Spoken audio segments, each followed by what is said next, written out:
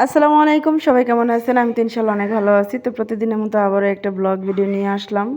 প্রতিদিনের বলতে কি যে আমি ইদানিং এত আলসি হয়ে গেছি, কোনো ব্লগ ভিডিও আর কি বেশি একটা দিই না। তো যেহেতু ভাবছি যেহেতু চ্যানেল খোলা আছে তো দেবো, রেগুলারই দেওয়ার ট্রাই করি বা বলি, কিন্তু ওরকমভাবে না দেওয়া হয় না, ক্যামেরা ধরা হয় না। তো চিন্তা করলাম আজকে একটা ব্লগ ভিডিও শেয়ার করি। তো এখানে হচ্ছে মটরশুঁটি আনা হয়েছে আমাদের জন্য। হ্যাঁ, তো দেখা গেল যে গরম তো অলরেডি আসা পড়ছে বা আসা পড়বে কিছুদিন পর।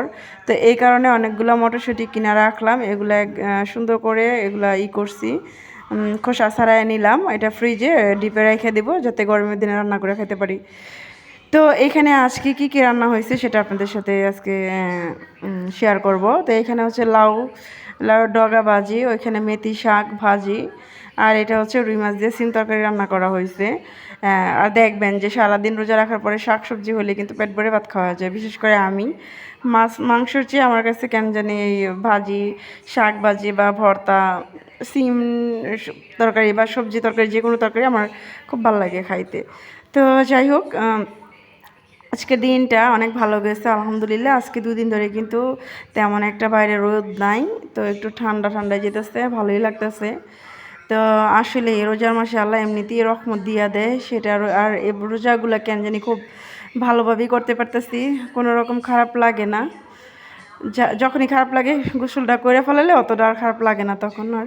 তো মাংস রান্না করবে, এই কারণে আমার ননদ মাংসটা আর কি ভিজিয়ে রাখছে। এটা হচ্ছে ভোর রাতের জন্য, যেহেতু বিকাল টাইমে সবজি খাওয়া হবে, তো ভোরবেলার জন্য আর কি মাংস বের করা হয়েছে। তো এইখানে কিছু ছোলা আছে, এগুলো আর কি সিদ্ধ করে বাগার দিয়ে রাখছে। বাসায় আমরা মূলত বাসায় আর কি করি, যেদিন ভালো না লাগে ওই দিন আর কি দোকান থেকে কিনে নিয়ে আসি। তো এইখানে সবশেষে আমার ননদ চুলাটা মুছে নিতেছে, কারণ দেখবেন যে রান্না বান্না শেষে চুলাটা মুছে নিলে কিন্তু ভালো লাগে।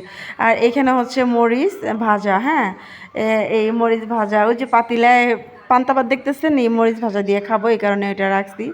তো ফ্রিজে আর কি কী কী রাখছি সেটা আপনাদের কাছে শেয়ার করি। এখানে হচ্ছে হাঁসের ডিম, এটা আর কি আমার ননদ আমি সিদ্ধ করে খাই প্রত্যেক দিন। হাঁসের ডিমটা খাইলে শরীরে এনার্জি আছে। তো এখানে আমার ছেলে আর কি 3টা রাখছে, ওই কোয়েল পাখির ডিম, ওর অনেক পছন্দের। তো এখানে কালকের ভর্তা তেল ছিল, ফ্রিজে রেখে দিয়েছিলাম। আর এখানে হচ্ছে আপনার যে আঙ্গুর ফল, আর ছিল কিছু বড়ই, আর ওইখানে টমেটো, আর এখানে হচ্ছে আপনার তরমুজটা বেশ মজা ছিল, মিষ্টি ছিল, ভালো লাগছিল যখন খাইছিলাম বা আবার খাবো। তো এখানে আছে কলা, তারপর এখানে আছে খেজুর, যেহেতু রমজান মাসে খেজুর না থাকলে কি হয়, এটা প্রত্যেকটা মুসলিম ঘরেই আছে, যারা রোজা রাখে প্রত্যেকটা মানুষের ঘরে এটা দেখবেন। তো এখানে আছে আনারস, হ্যাঁ আজকে একটা আনারস কাটবো। আর এখানে হচ্ছে মালটা, তারপর হচ্ছে গাজর, তারপর হচ্ছে আপেল, মানে ইফতারির জন্য আর কি বের করব এখন। আমার ননদ আর কি এগুলো সব কিছু কাটবে। এখানে হচ্ছে কিছু মিঠাই, পিঠা বানানোর জন্য আনা হয়েছিল, পিঠা বানানো হয়েছে, খাওয়া হয়েছে, এগুলা বাকিগুলা ছিল, তো এখানে রেখে দিচ্ছি। তো এই যে সর্বশেষ দেখেন, আমরা আজকে মুড়ি মাখাই নেই, মুড়ি খাই নেই। আমার ননদকে বললাম যে আজকে মুড়ি খাবো না, ছোলা এইভাবে ভর্তা বানাও, যেমন এই যে দেখেন এখানে শসা আছে, টমেটো আছে, মানে ধনিয়া পাতা, সব কিছু মিলায় না সুন্দর করে বানানো হয়েছে। আর বিশ্বাস করবেন না, জিনিসটা এত মজা ছিল ইফতারটা, মানে এই ছোলার এটা এইভাবে যে করে না, আমার কাছে অনেক ভালো লাগে। আমি যখন বাইরে যাই এই খাবারটা আমি কিনা খাই, আমার কাছে খুব ভালো লাগে। 10 টাকার এতটুক দেয় এই খাবারটা। তো এখানে হচ্ছে আমার ননদ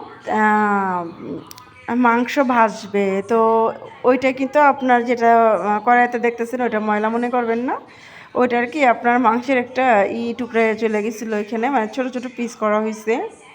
তো এই যে মাংসটা এখন এই যে ভাজবে। আর ভাজা মাংসটা কেন জানি আমাদের যে সন্তান আছে, আমার ননদের ছেলে, আমার ছেলে অনেক পছন্দ করে। দেখা যায় যে একটু তেল দিয়ে একটু মাংস দিলে পেট ভরে ভাত খেতে পারে, এরকম একটা ব্যাপার। মানে ভুনা তেমন একটা খাইতে চায় না, কিন্তু ভাজা মাংসটা অনেক পছন্দ করে।